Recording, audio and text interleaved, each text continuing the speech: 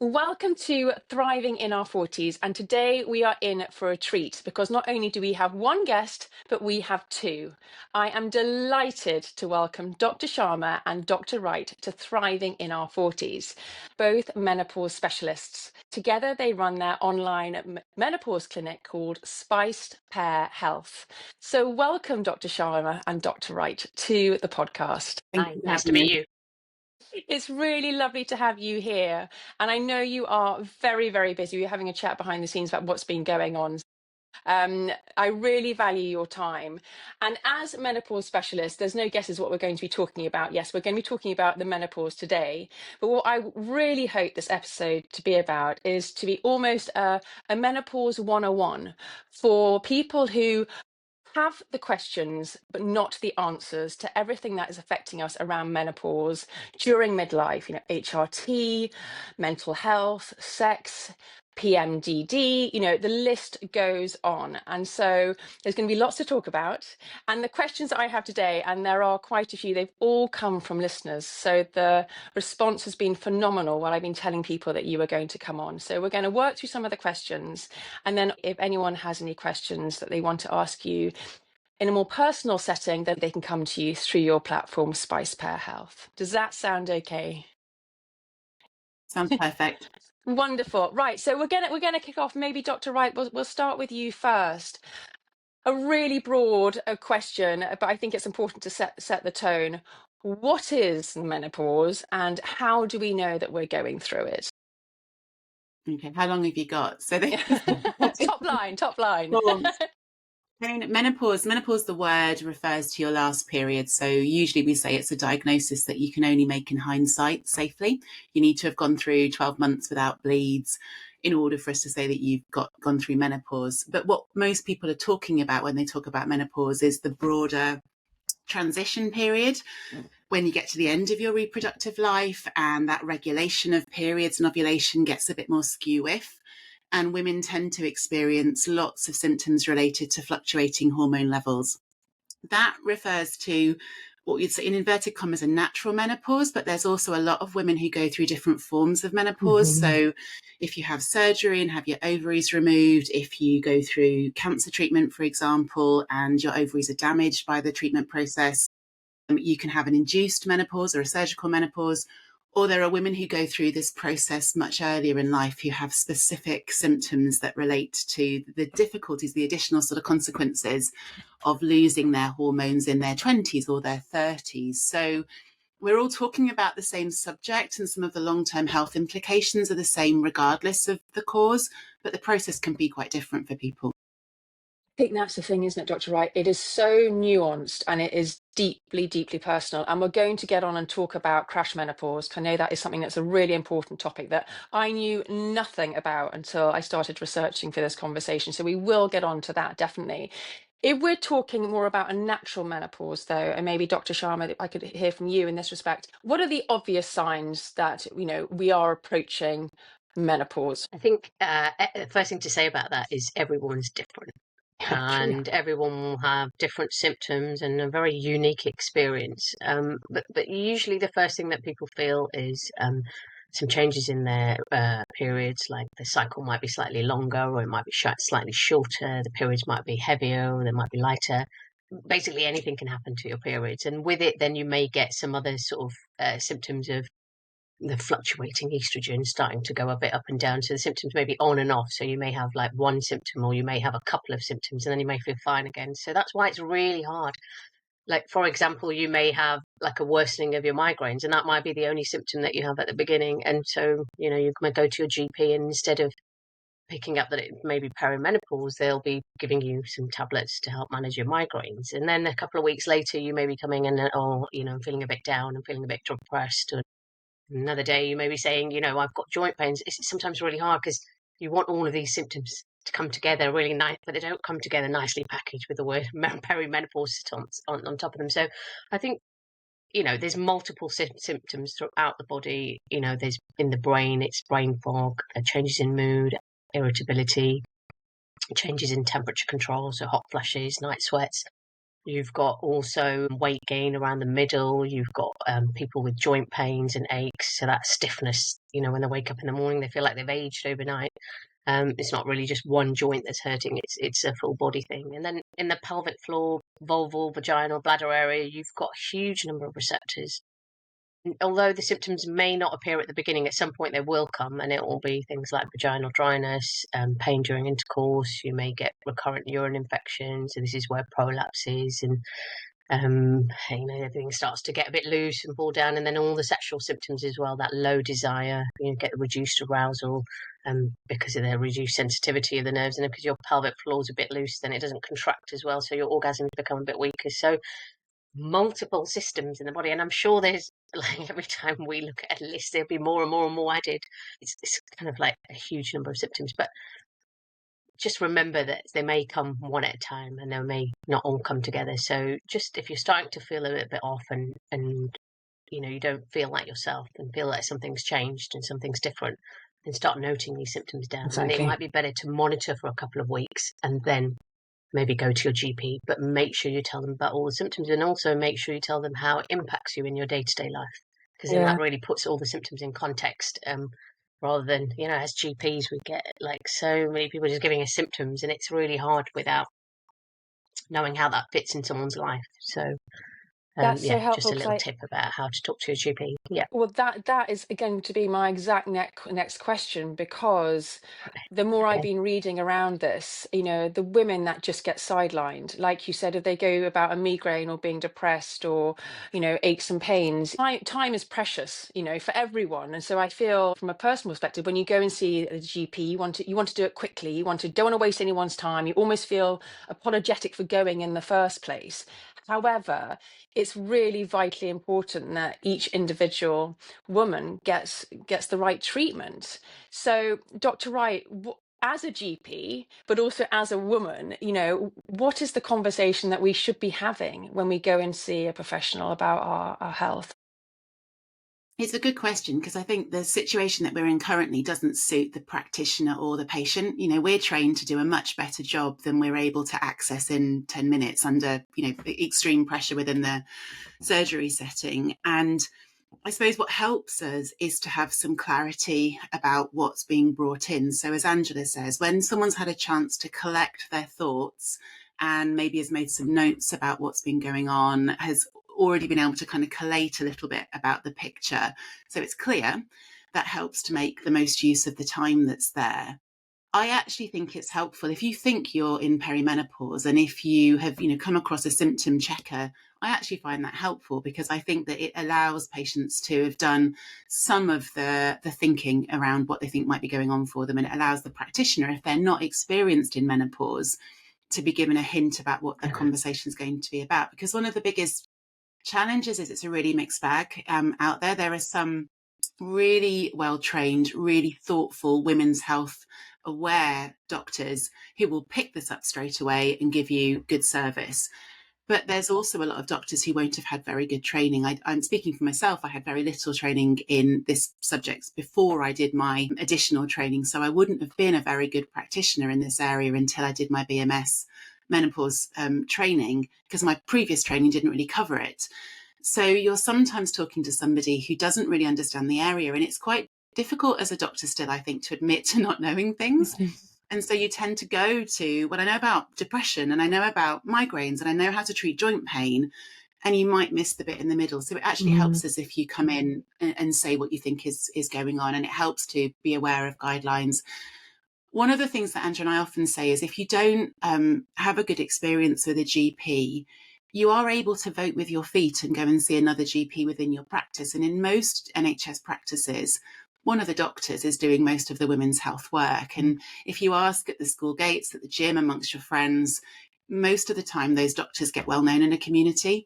And it can be helpful to sort of select. Angela in Notting Hill is well known for being the doctor that deals with. When I was working in Mass, and we had patients join the practice because they knew that there was a menopause doctor working within the practice.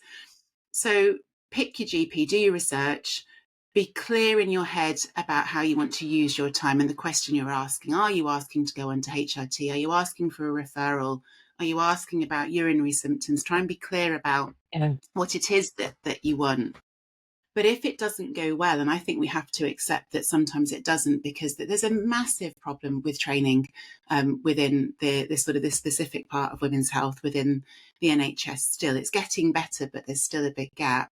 Don't give up at that point. Do some local research, find out if somebody else is better at this, and try again, because the help is out there. Absolutely. One of the questions that has come in, and maybe either of you could answer this, is about the Dutch test and whether you can take a blood test to find out what's going on hormonally. Could you give some clarity on what that involves and whether Yeah, that is something that people can go on and do?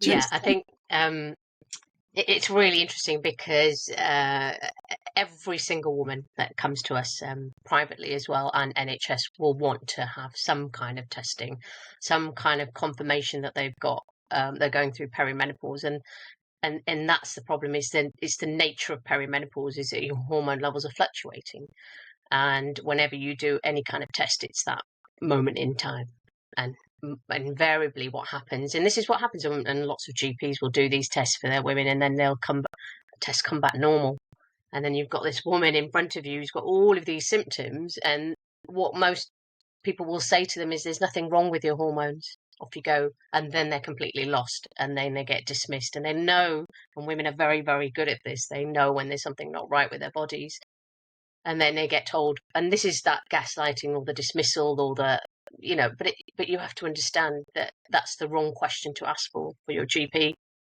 And you know, it's very, very clear, the guidance is very, very clear that we don't base perimenopause on blood tests or Dutch tests. I'll tell you about that in a minute, but we base it on symptoms.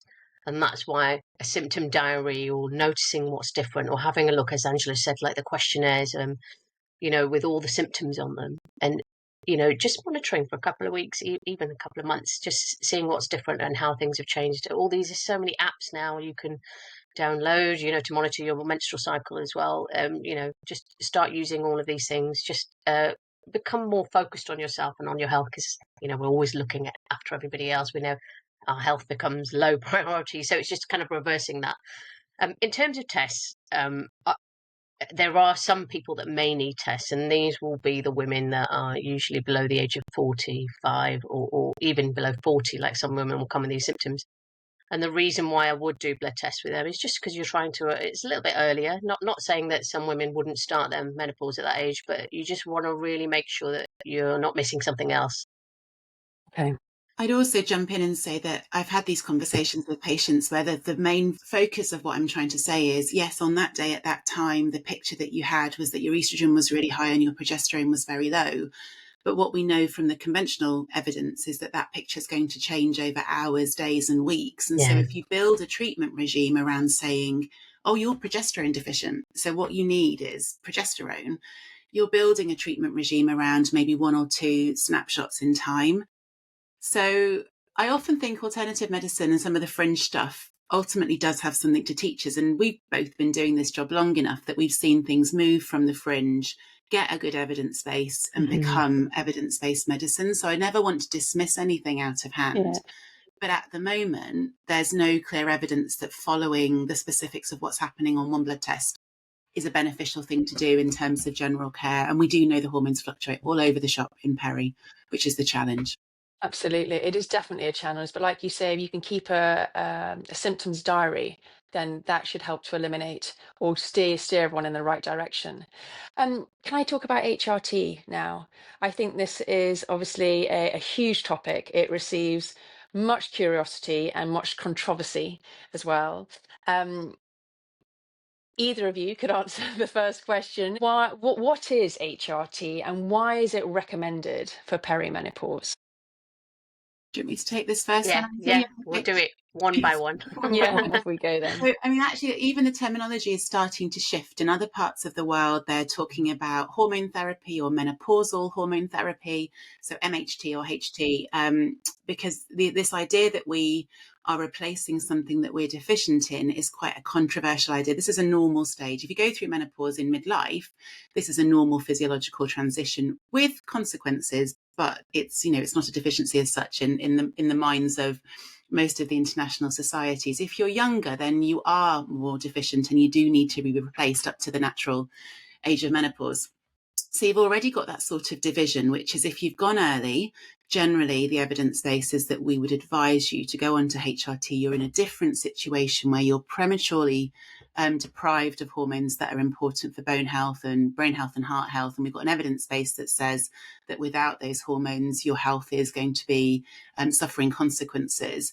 So in that group of women with premature ovarian insufficiency, we would advise that those hormones are replaced.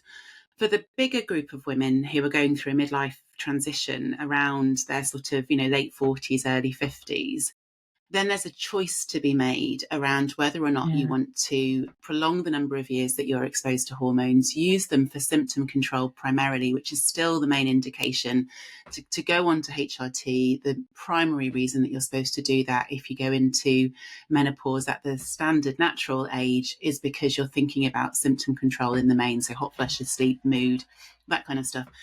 And then you consider the secondary benefits you get from HRT, which are around longer term outcomes, particularly with bones and heart health and so on. We think that there are some benefits. But this is what's become, I think, a bit of a battleground in Angela's smiling. Oh, we didn't go into this knowing it was going to be such a controversial area. Become a bit of a battleground because there are bigger questions, I think, to answer about how much do we do the preventative healthcare aspect of thinking about hormones. But at the moment, the evidence base is quite clear that the primary reason that we should think about HRT is to treat symptoms of menopause, including things like loss of bone in osteoporotic individuals. But we think about symptoms of menopause and we use all sorts of different products. So we can use gels, sprays, patches, tablets. There's even implants that exist that basically put back the hormones that you used to create in your ovaries before they stopped working. So estrogen, progesterone, if you've got a uterus, and we can go into more detail about that in a second. And sometimes we will augment testosterone. So that's broadly what HRT is. Okay. Well done. It's It's huge, isn't it? It's absolutely huge. Is it something that you recommend at your practice? Yeah, frequently. We prescribe a lot of it. And I broadly speak, if you're a symptomatic woman with a average or low risk profile, more than likely HRT is going to do you more good than harm if you want it. So you don't have to manage this transition with this. And there are lots of women who don't want to, and that's fine. And you can, like Angela says, you can do a pit stop, look at your general health and focus on other ways of keeping your heart healthy, keeping your bones healthy. We deal with a lot of women who go through cancer for whom HRT isn't available to them. And that predominant narrative of the only way to do this healthily is HRT is really harmful to that group. There's more than one way to do this. Yeah. But if you want to, and if you're struggling and, if your risks are moderate or low, then there's no reason that you shouldn't take HRT, and the evidence base would support. Okay. Dr. I think Sharma, it's really important. I was just going to say that it was really important to make sure that women know about all the options as well. And then they're absolutely, if they understand like the implications of each doing something and not doing something else, and then they can make the right decision about how they want to manage their own menopause. and how long, Dr. Sharma, is it safe to be on HRT for? If you started, let's say, in your mid-40s, is there a timeline that we should be working with? Yeah. I think if it's someone in your mid-40s, then you really want to be taking your HRT to the natural age of menopause, which would be 50, 51.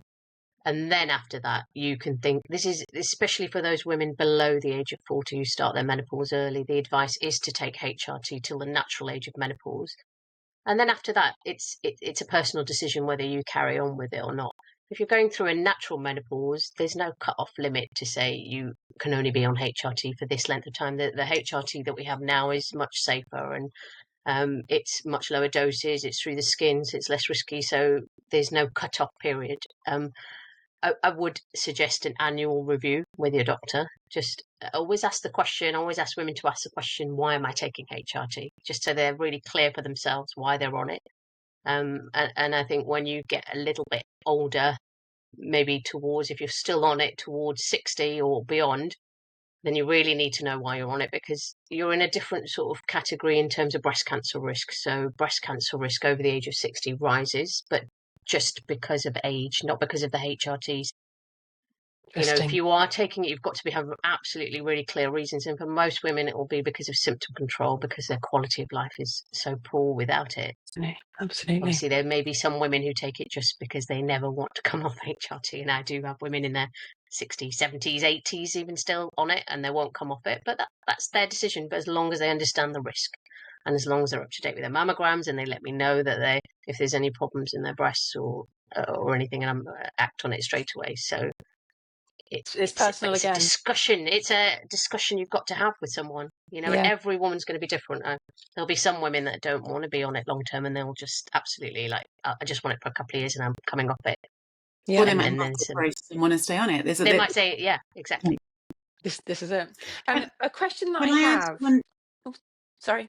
I was only going to add one thing. So I'm just aware of that kind of the social media narrative that certain forms of HRT are absolutely safe and carry no risk. And, if you're on body identical, that goes on forever. I just think it's probably worth pointing out that the evidence base that we've got for body identical HRT, the kinds that are the same substances that our own bodies make, is really limited to data around sort of 5 to 7 years that it's breast neutral, that it doesn't have an impact on breast risk. So for people who may be getting their information from lots of different sources and thinking, why would you not stay on it forever? And that's what some people are saying to do. The evidence we've got suggests that the natural form of progesterone is better in terms of breast risk and doesn't seem to carry the same breast risk as some of the older types. But that data at the moment is limited in terms of how far forward it stretches. We don't know that that's still the same after 10 years or 15. We can extrapolate maybe, but we don't know, which is why you get this slightly more cautious approach when you follow guidelines, which says you've always got to keep checking in. What's this lady's breast risk? But also, what's her bone health like? What's her heart health like? What's it doing in terms of her lifestyle? Does she need it for her sex life? And you just do this weighing up with every individual. But I think everyone's going to be different as well. And that's why it's hard to make sweeping statements about HRT. And we always get nervous, don't we, Angela, when people ask us specific questions about it, and it's really difficult without all of that information. Absolutely. And about an individual, yeah. I think you've raised a really valid point about social media. In the build up to having this conversation, I was obviously doing lots of research, and my algorithms were just throwing kind of menopause reels at me. And there is obviously so much information out there, but you have to be really, really careful. And this is why I'm so honored to have you guys on, because we've got people talking from the professional side. And yes, you need to have people's personal stories and the case studies, that's very important, but you need to also have the scientific facts behind those as well. One of the questions that we had is a woman got in touch and said, is there any benefit to starting low dose estrogen even when you're not in perimenopause to ease the transition into perimenopause? I would always ask someone, what are you doing in terms of lifestyle first? And when you're very early on in perimenopause, that's really what you want to focus on, because this is what's going to keep you healthy in the long term and keep you healthy as you age. And this is where a lot of women take HRT, but they don't look at their diet, they don't exercise. And so those symptoms don't always get better. And I think it's really, really important to use it as a pit stop to really take a good look at your diet. What are you eating? How can you make this better? And how am I exercising? And the other huge thing to take control of is, how am I managing stress? And we know that women, we're in this period of time in perimenopause, you're juggling kids. I've got my teenage kids. We were just talking about, you've got work commitments, you've got, trying to keep up your social life, trying to juggle elderly parents. There's so many things going on, and you have to keep yourself really healthy to manage all of those things and to keep doing that. And like I said before, women are always prioritizing everybody else before themselves. And if you don't manage that stress or find some way to manage that stress in your life, then even on HRT, you're still not going to feel good. Yeah. So for me, I would say think about those things first. And then if you're trying all those things and you're still having symptoms and they're impacting your day-to-day life, then I would think about taking HRT. That's really sound advice. But every woman's different again. Every woman's different again. Some women have one hot flush and they can't cope with it. And some women have hot flushes all day and it doesn't really bother them. So it's again about every woman and respecting like how. That's why that question about how does that impact you in your day-to-day life, and it's something that's then I can't juggle my life. I can't go to work. I'm struggling with my relationships, or I'm shouting at my kids and they don't love me anymore. It's all, you have to put all of those things into context. And then for that woman, then having a couple of hot flushes and a little bit of low mood and irritability is devastating because it's impacting so many places in her life. Mm, Whereas someone says, "Oh no, I'm fine. I'm able to sleep, go to work still."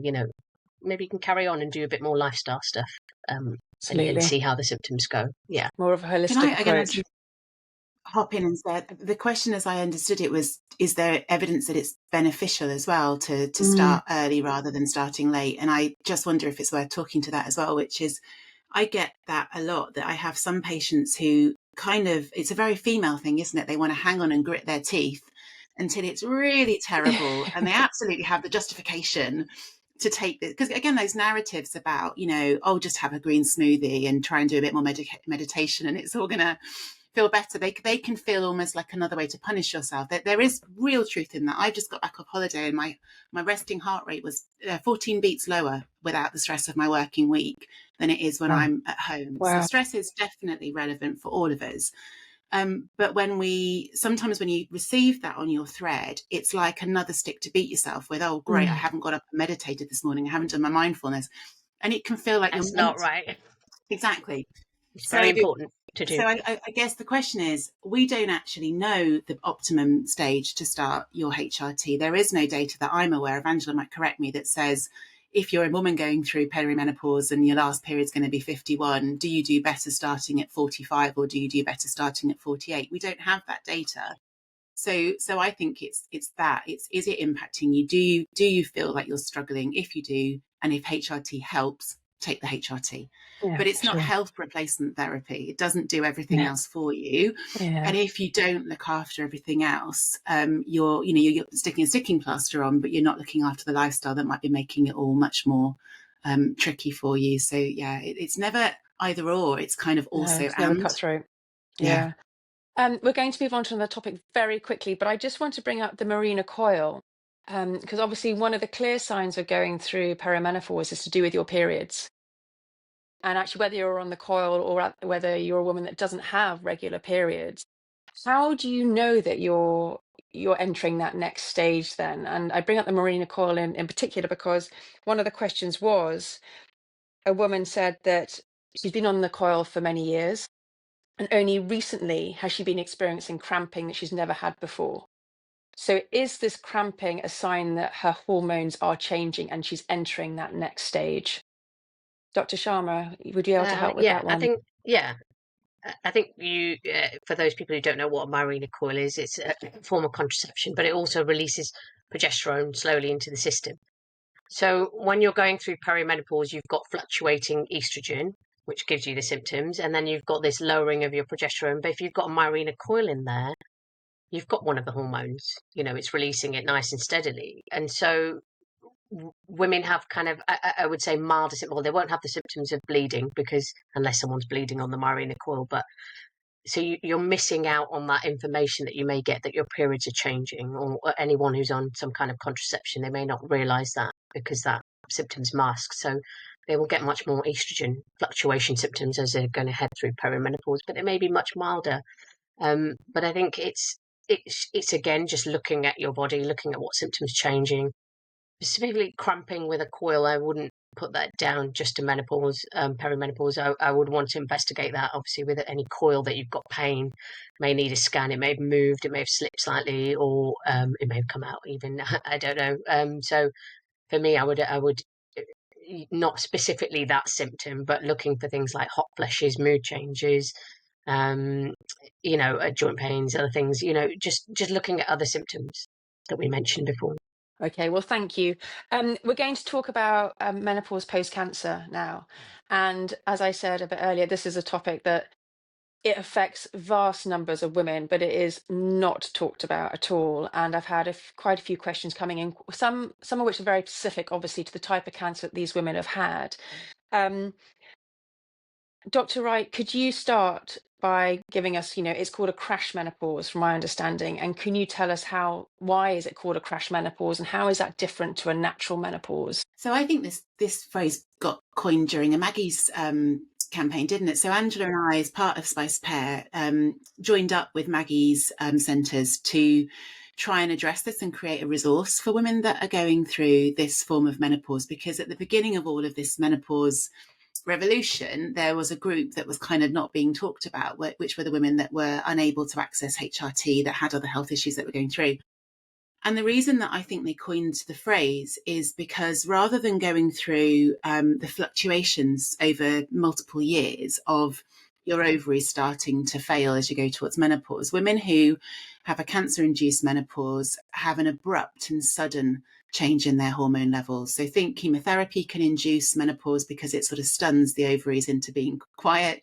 Radiotherapy can damage them. Surgery will take them away. We use hormone blockers in some cancers, which stop the ovaries from working. So not only do you have an abrupt onset of the hormone change, which we know from the data is often more symptomatic and problematic for patients, you're also suffering that in the context of the sort of hellscape of what's going on with the diagnosis of cancer, that period of being taken out of your everyday life, having to go into treatment, the inherent trauma of an existential threatening diagnosis, and the bodily intrusion of the treatment process.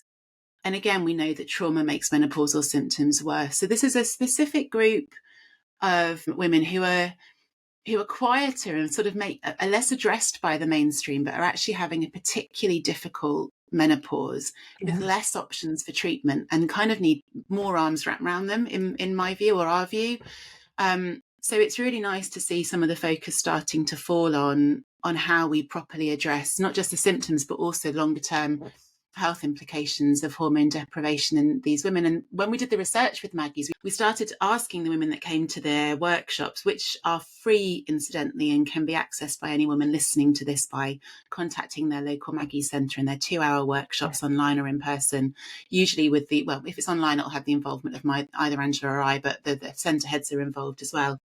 We asked them afterwards what it was like going through menopause, were they told whether to expect the symptoms, and had they had any help.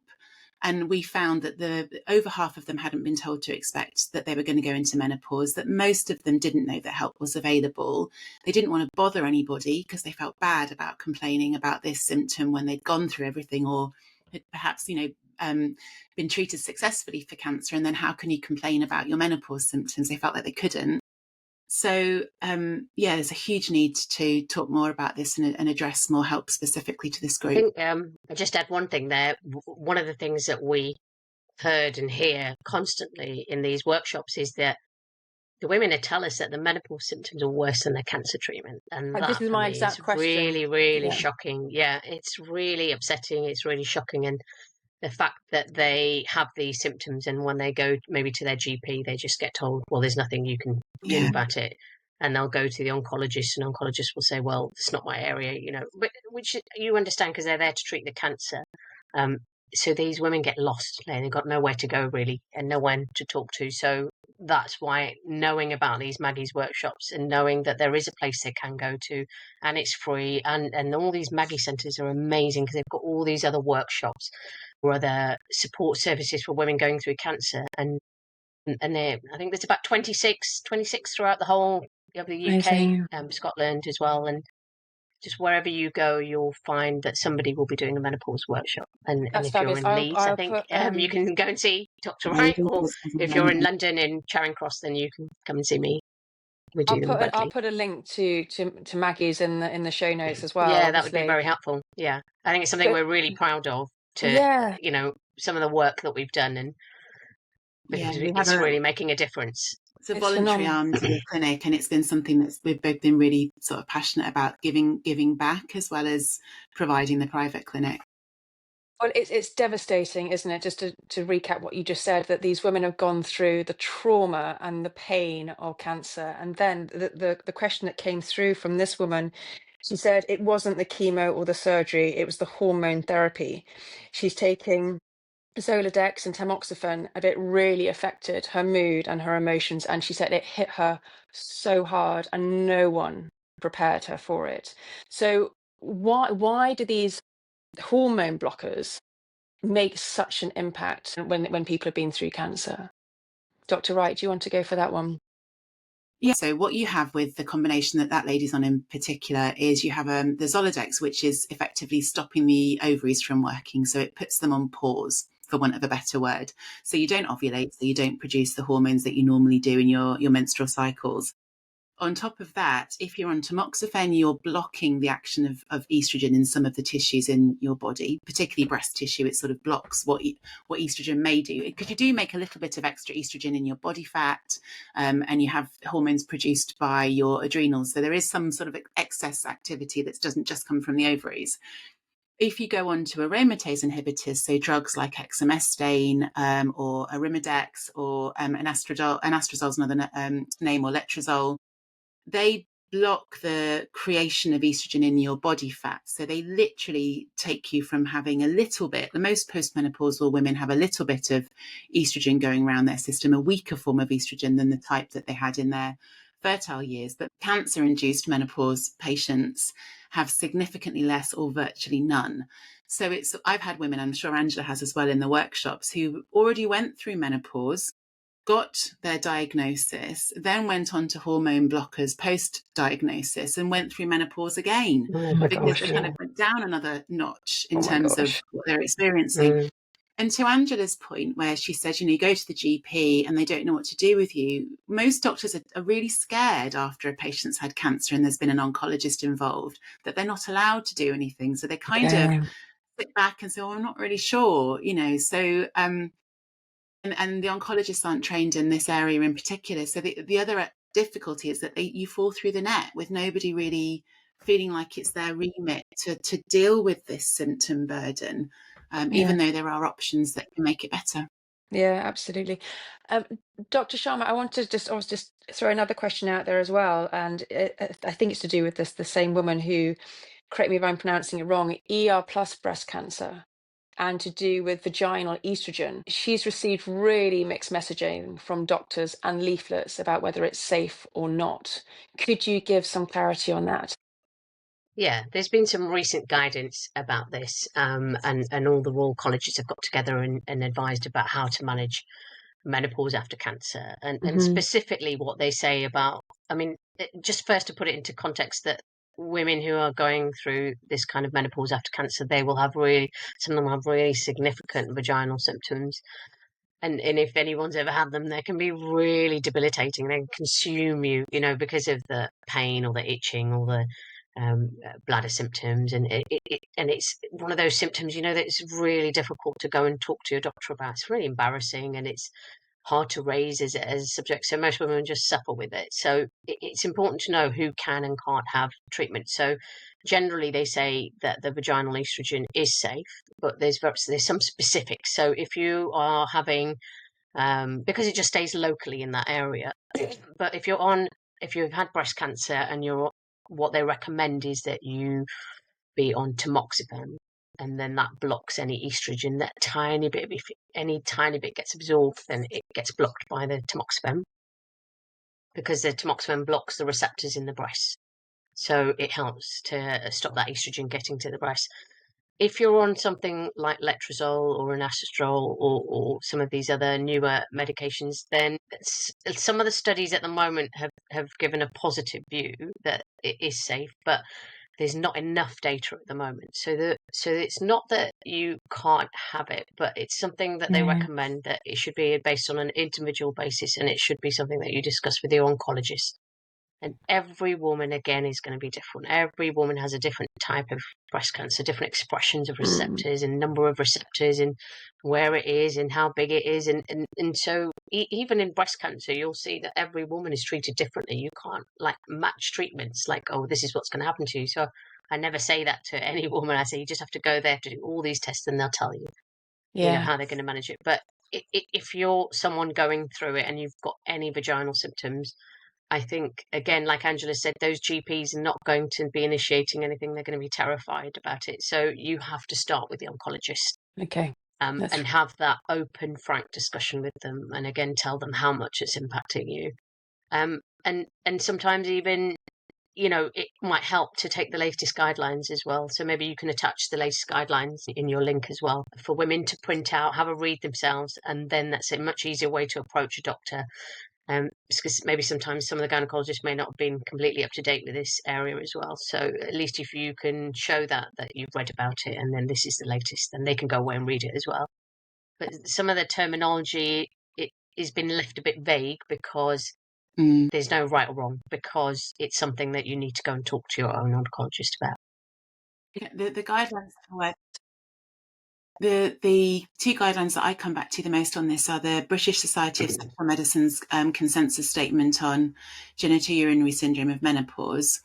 There's the guidelines that Angela referred to, which are the British Gynecological Society guidelines around looking after gynae cancers.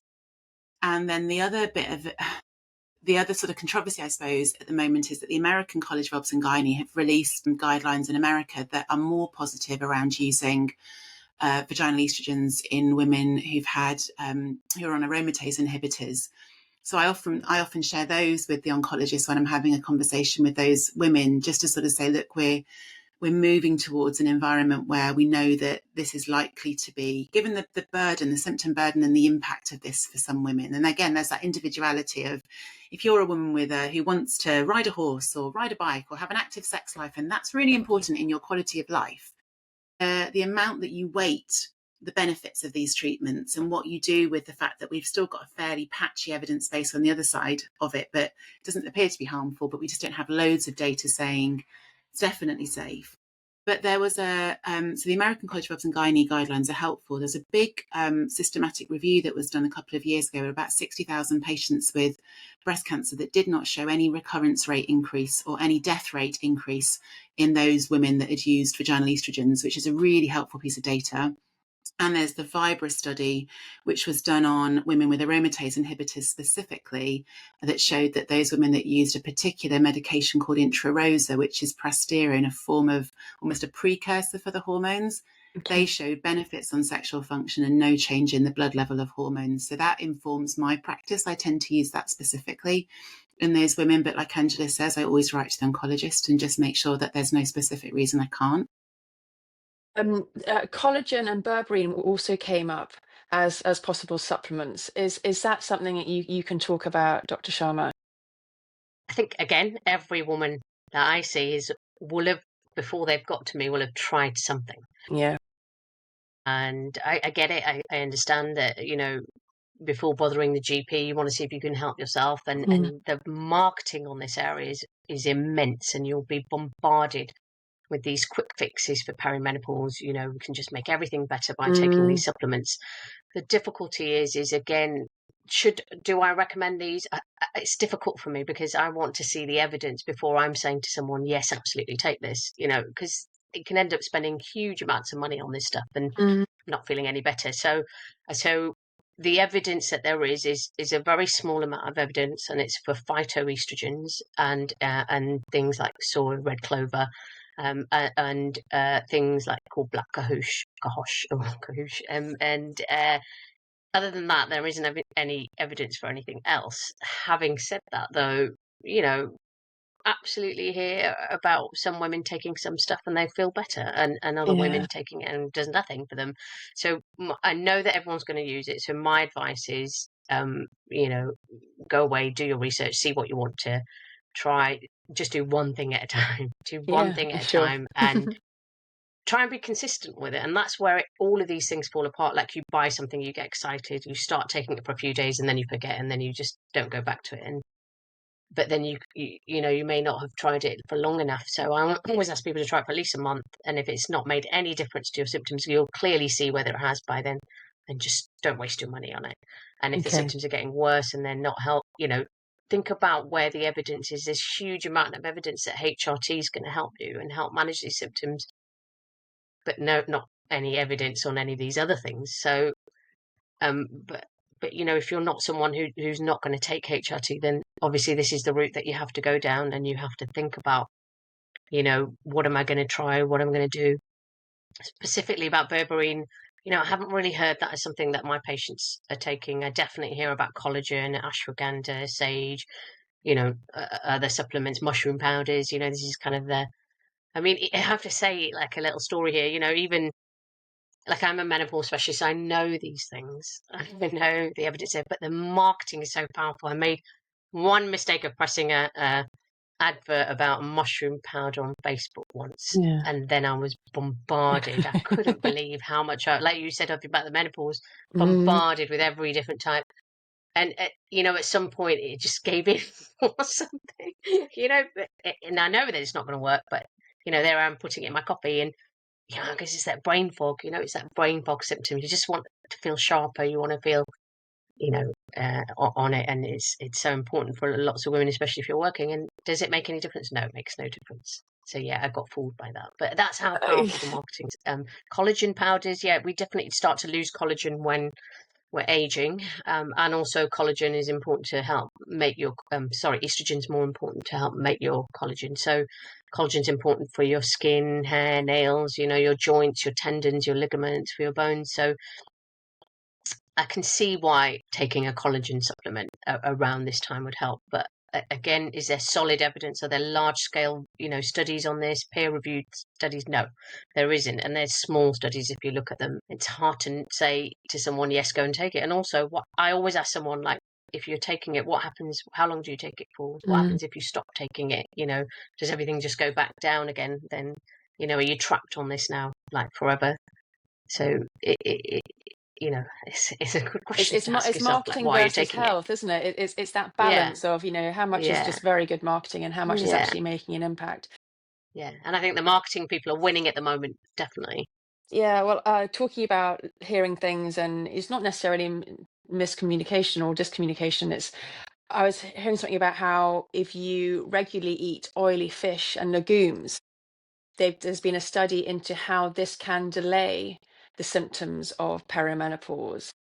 Dr. Wright, when it comes to, we talked a bit about the body impact of menopause, when it comes to kind of the mental support that we need during this stage, having the right diet, what can we be doing, if anything, to support, delay, enhance kind of what we need to be adding to our body at this stage?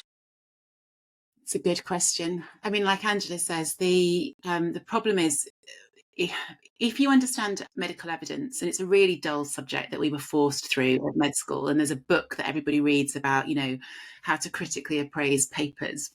In medicine, we have a hierarchy of evidence, and a single study will come out, and that's enough to get a headline, enough to get clickbait, enough to go into a paper or a blog post or something on the internet. And it is evidence, but it's only a small study and it might be flawed.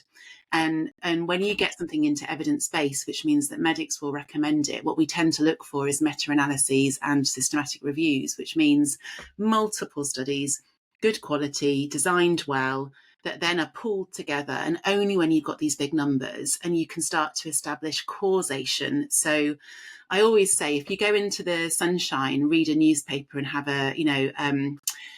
wear sunglasses, you might be at higher risk of melanoma because you're exposed to sunshine all the time. You could say that newspaper readers get more sun cancer, but actually it's to do with the fact that you're exposing yourself to the sun.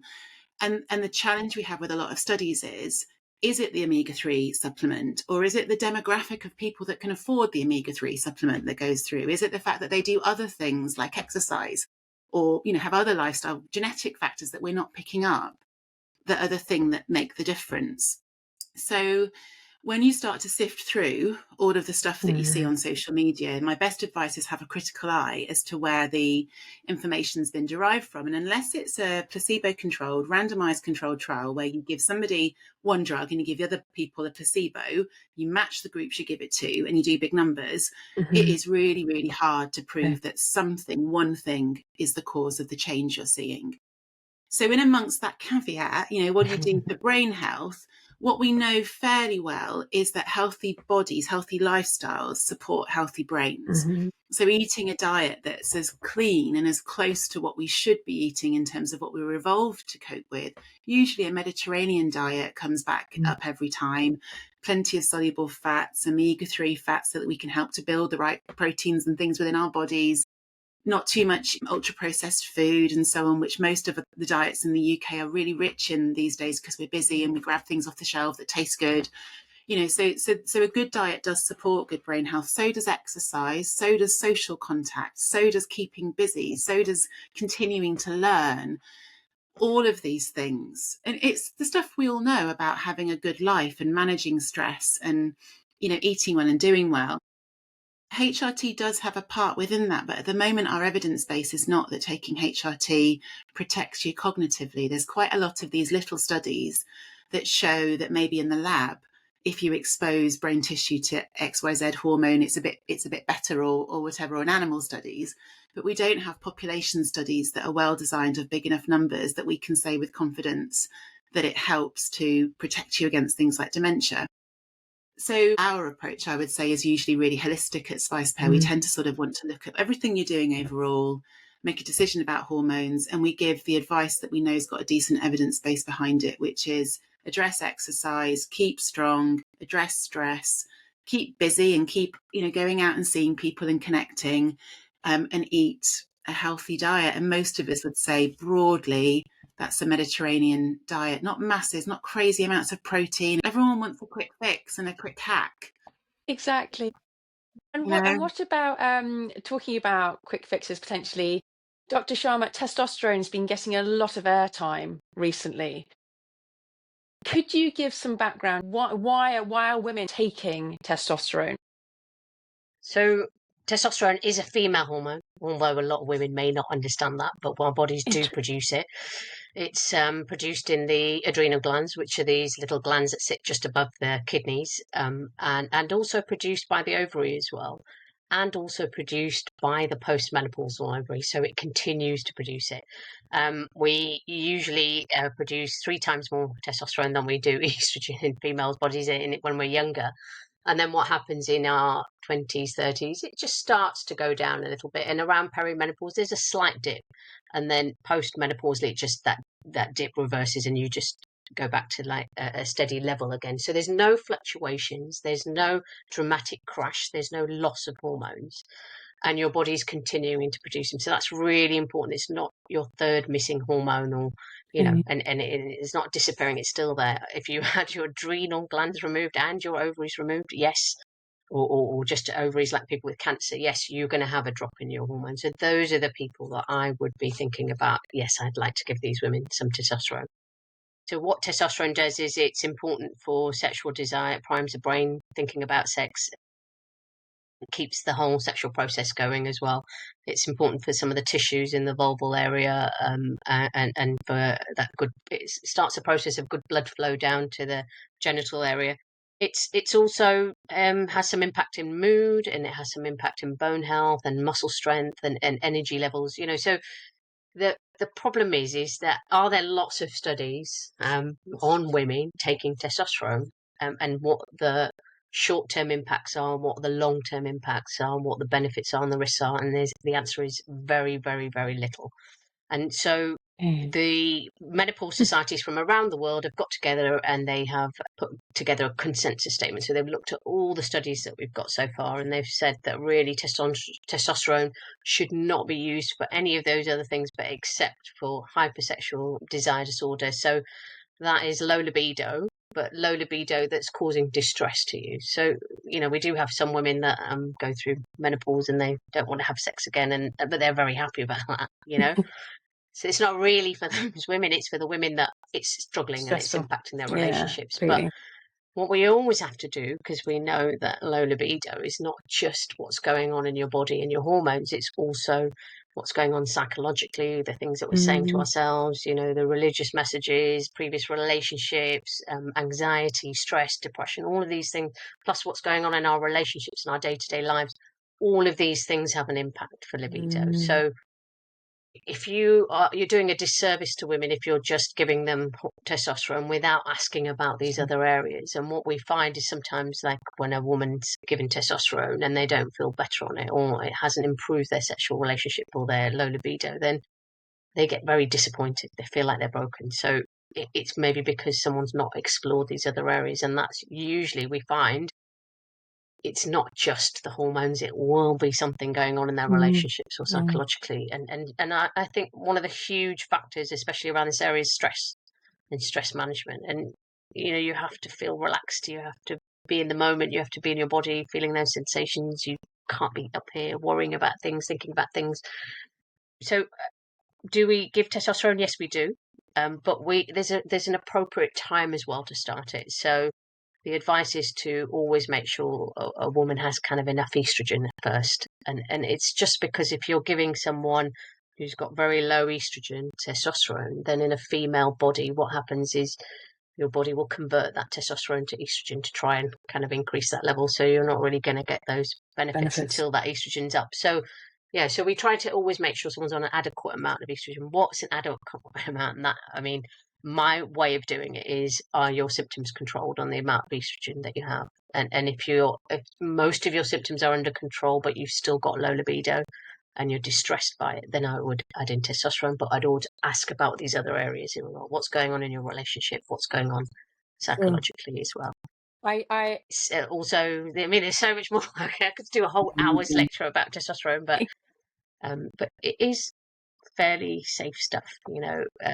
There are obviously some side effects, but if you take it within the dose that you're advised and don't overuse it, you'll tend to be okay. And we're not kind of titrating that level up to a certain level. We're just trying to give you, this is a standard dose, stick with it, and it will keep you in that female physiological range. If you start overusing it, you'll end up in much higher doses, and that's when I see women having side effects.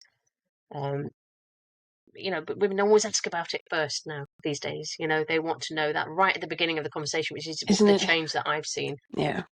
Before it would be something that I would be maybe suggesting to someone, and now it's like, well, what about testosterone right from the beginning? Funny. So just helping to understand that, and not saying no. I'm not saying no, but it is an appropriate place for it to be. Absolutely. And explaining to women why, then they're completely on board with that then. Right, I want to finish up with talking about sex during midlife, but before I do that, just one question. I don't know if it's going to be quick or not, but it's to do with PMDD, and that stands for premenstrual dysphoric disorder. And a question has come through because women experience PMS, but there has been some that have got in touch to say that they experience PMDD, and it's absolutely debilitating.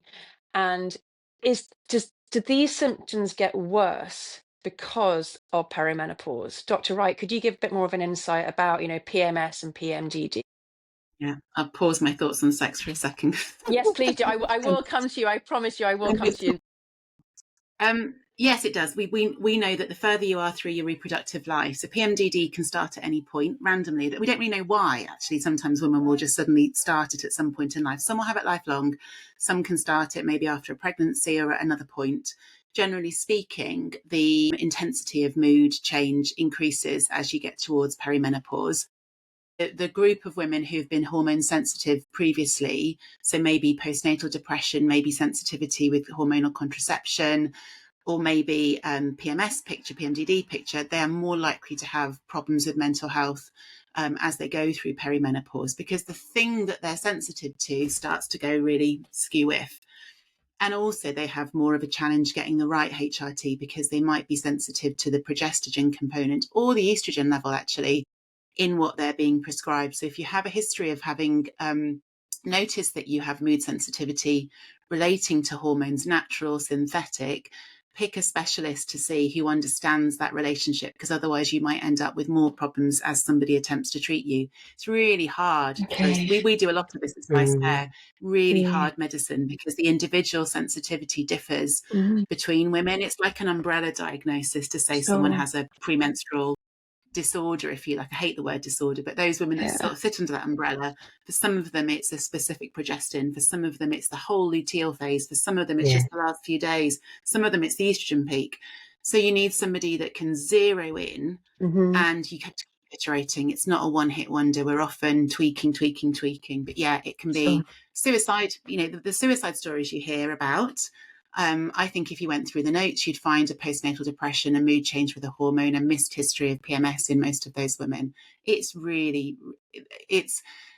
it's usually starts in the 2 or 3 years before you get the period changes and the hot flushes. So you often get this prodrome of feeling like you're spinning off and don't really know why. And it's only later that you go, oh, I think I might be in menopause because these things change. So if you've got that history, be aware that for most women, late 30s, early 40s even might be the start of it becoming difficult. And they are the group who may benefit from early hormone manipulation, because leveling it out, getting the right levels can be life-changing. That's really good to know. Like you say, people have that slight forewarning of what is to come. If they've had the symptoms, like you said, are Yeah. postnatal, they can maybe just prepare themselves or research into that area about what could They come in a few know, years' time. because they avoid hormones. These are the women that come in and say, I don't want to go on the pill. You know, they don't, they ask for the copper coil. They know that they spin off with these hormones. And as Angela said earlier in the podcast, women know that we've been managing this stuff since the year dot. We know our bodies and we know when Yeah, something's up. yeah, So I think just, hang on to that awareness of yourself. yeah. Listen to your instincts. Absolutely. Right, let's talk sex. So, Dr. Wright, we're gonna come to you first. 'Cause I think this is a topic like crash menopause, sex during midlife, perimenopause, menopause. It's not discussed, whether that's because people are embarrassed or whether it's just not out there enough. So let's put it out there. Low libido, pain, discomfort. Why are we experiencing those during our late 40s, early 50s? So I'm going to use this to link to what Angela said, which is why people ask us for testosterone first. I think testosterone is the first legitimate thing we've been given as women that allows us to go to our doctors and say, look, sex is difficult. And so I Interesting. think almost everybody, it's like Viagra with men, suddenly opened a floodgate. I think particularly midlife women, but what we know from the literature is women generally, we have less of a focus on their pleasure in terms of our social discourse, Mhm. our religious scripts, everything is less focused. And so is the medical profession on women's pleasure. And a lot of women have historically put up with slightly boring, slightly uninspiring sex, sometimes a bit painful, but you've got to do it because the man's got a need in these scripts that we all absorb. Yeah. So I think a lot of people not everybody, but a lot of people have struggled with sex for a while, one way or another. And this is sometimes a legitimate reason now to come and talk to somebody about it, because we think something can be done. We look for a quick fix. We hope that testosterone is going to be that quick fix. So what Angela and I both trained in sexology, and what that does is it gives you what's called a biopsychosocial lens. It tells you to look at what's happening in the body, look at what's happening in someone's psychology and identity and mind, and look at what's happening in their relationship and world and the world they grew up in, that context that's behind, Mm. and stick all of that together. So at menopause, if you just take natural menopause, I hate using that word, but that's sort of the classic midlife menopause, the loss of estrogen will affect your body. So it affects the tool that you use to receive pleasure. It affects tissue stretch and lubrication. So it can make pain practically difficult. That makes sex Yeah. practically difficult because you don't Mhm. lubricate, it's painful. The space gets smaller. It can make it harder to reach orgasm.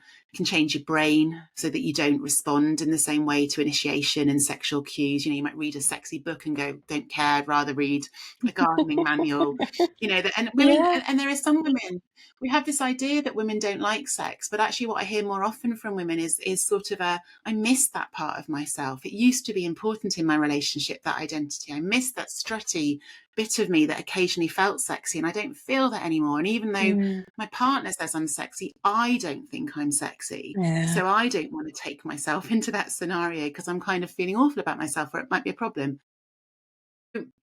So the biggest thing to do about sex, because we don't talk about it, and because even when we are talking about it in the context of menopause, we're just making it about testosterone. We're not talking about Okay. the broader setting of what goes on, is to be really forensic in understanding what's changed. How much of it is about your body responsiveness or problems, negative things you might have as a result of trying. So maybe a UTI, or the feeling that you need to pee constantly if you bothered to have sex, or you're having sex and all you can think about is the fact that you're not lubricating and what that means to Mm. your partner, who may now think they don't turn you on, and you're sort of sat Okay. there, oh God, is it that puts you off it? Is it how you feel about your body because our skin changes, our hair changes? Is it difficult for you to feel good about yourself?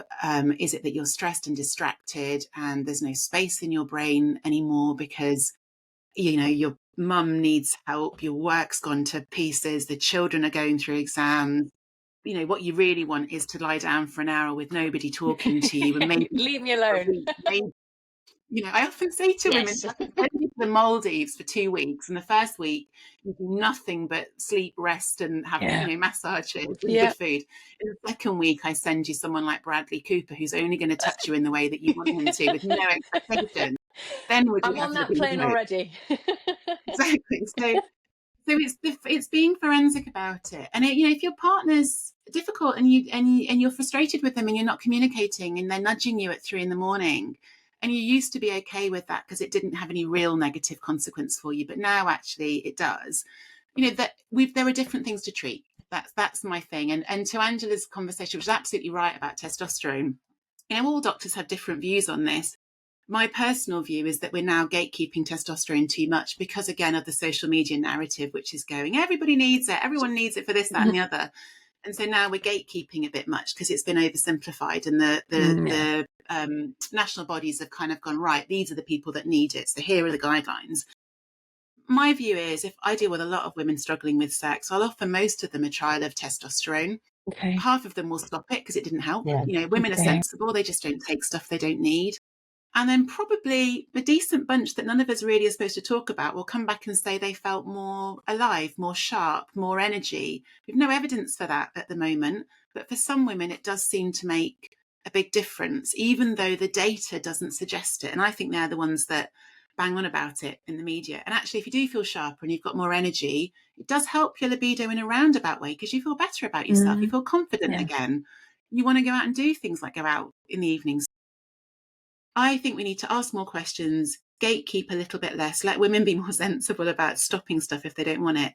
And estrogen for vaginas, massively, massively, and vulvas, massively important. Estrogen in the body, yes, but the most useful thing I give for women with sex at menopause is vulval and vaginal estrogen. So inside, but Fabulous. also outside, over the clitoris, over the labia, over the urethral, the exit of the urethra so they don't get UTIs. Really put the hormones back in those tissues, and that helps a lot. That's great. So I was going to Sorry, I've ask, got ranting. obviously. You always get on a high horse about this subject. No, it's so important. I was going to ask if it wasn't testosterone, what do you recommend? And you've gone on to answer that. That's fabulous. And therapy, right? So the thing that we don't Okay. talk about is um, we need context for sex. We need to not be distracted. We need to feel safe, psychologically safe. So the post-cancer women who've been prodded, poked, and felt that their bodies are trying to kill them effectively, and that it's horrendous. That's the lack of safety in body that you have after a diagnosis. And the number of things that you've had to withstand by taking your brain away. If you have a blood test, you look away. If you have chemo, you distance yourself. If somebody examines your breast, you distance yourself to get through the situation. So for those women, often just coming back into your body, feeling it's a safe place is a challenge, let alone Mm. expecting pleasure. So usually the therapeutic stuff that I talk about is being selfish for the team.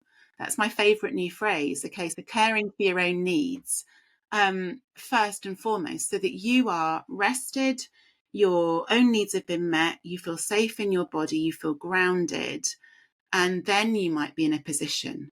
Then you might be Mm. in a position for something else. So we all laughed along with me saying, I need an hour on the sofa with no one asking me a question. But that is a universal midlife woman Yeah. experience. We've cared too much for too long. And there is some data from the research, the psychological research, that says that caring is about the least sexy thing we can do in terms of a partnership. So if we're parenting our partner, caring for everything Mm. within the household, we're totally out of that erotic Yeah. space. Yeah. So women have to be self-caring first Absolutely. to think about sex. Most of us do anyway. Not everybody. It's never always or never, but a lot of Yeah. women are just burned out at this point. Absolutely. Um, Dr. Sharma, I'd like to just finish up with you, if that's all right, keeping on the topic of sex. And Dr. Wright's alluded to it in terms of therapy, but how do we have those conversations with our partners when we just don't want sex? And it's not the Yeah. excuse of the headaches, it's the pain, it's what you're going through. How do we have those conversations when you're not going to cause conflict? there's not going to be that shame or embarrassment, but so everyone can be on the same page. I think you've hit the nail on the head there, because that is what talking about sex is for a lot of people. It is embarrassing. There is some shame around it.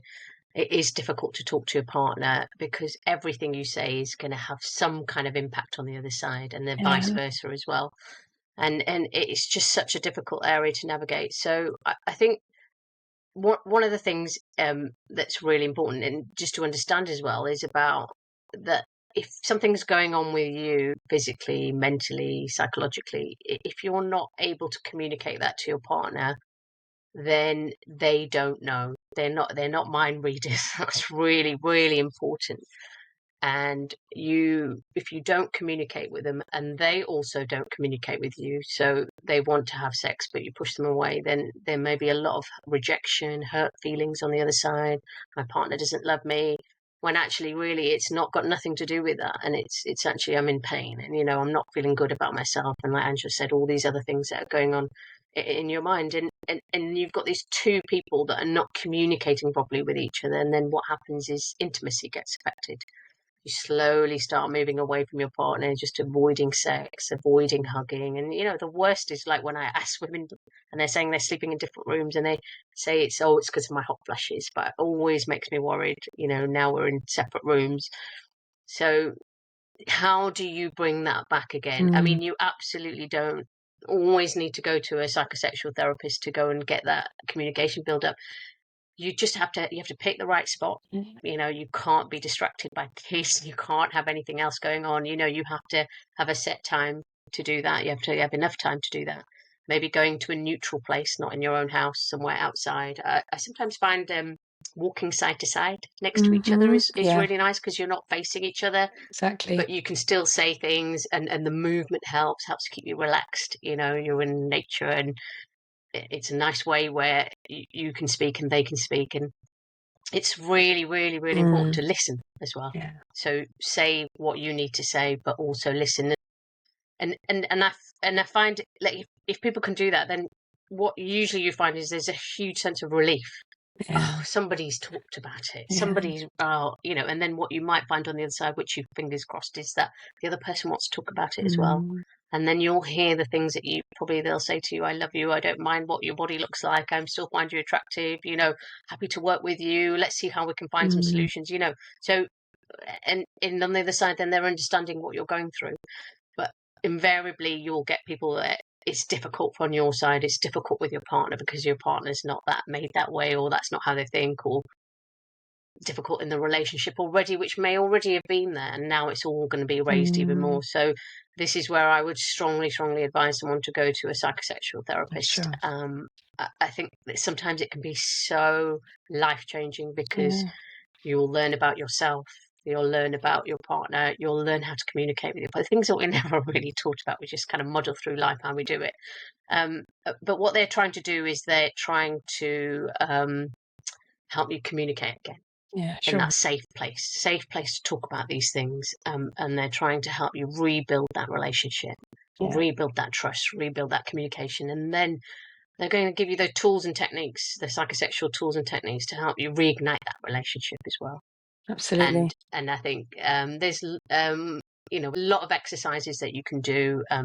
Sometimes just going right back to the beginning, sensate focus exercises, where you're just taking sex off the table, penetrative sex anyway, and you're just going back to touch and sensation and that communication. Some kind of tantric exercises as well, where you're just communicating without words, but just looking at each other, sense, and that sensual touch as well. So there's lots of different exercises, and a lot of the exercises are based in mindfulness and about going back to your senses and getting out of your head and getting back into the body. And I think everyone's individual, and the psychosexual therapist will find the right exercises or the right things to say or the right things to help you as a couple, and it can be life-changing. And sometimes actually it can make it absolutely clear to you that this is the relationship I want to stay in, and this is how I want to build on it, and we'll get better and things will get fixed.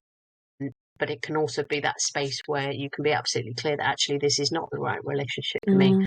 This is not the right person for me. And sometimes, people go into these things and they do break up, but you will be in the right place to make That's that very, decision, and you'll be supported. I So imagine don't. yeah, Everyone gets nervous in pushing it away from having that kind of therapy, but Andrew and I know some amazing, amazing psychosexual therapists, and the work that they do is just so yeah, transformative. And they're not just looking at the sexual side; they'll look at everything yeah, that's going on, and not just for you, but also for your partner. And even if your partner doesn't want to come, just going on your own and having a little bit of therapy like that can be really transformative. Helps you understand yourself, yeah. and then you Well, may be able to communicate better with your partner. I imagine it's liberating on so many levels. Like you said, it's not just Yeah, about your relationship, but as you learn about your own self needs and self worth as well. Absolutely. I want to thank you both so much for this morning. You have shared an incredible amount of information, and I'm going to put the links to Spice Pear Health in the show notes. We need you on speed dial, basically, so everyone can get in touch with you about everything. But thank you so much, and thank you also to everyone who sent in the questions as well. As we've been talking through them all, they're very varied. questions. Yeah, They're very personal, and we really appreciate people being so honest and vulnerable with us in those areas as well. So thank you. But Dr. Sharma and Dr. Wright, thank you so much for your time today. thank you for having us. Pleasure. Thank you. It's been good.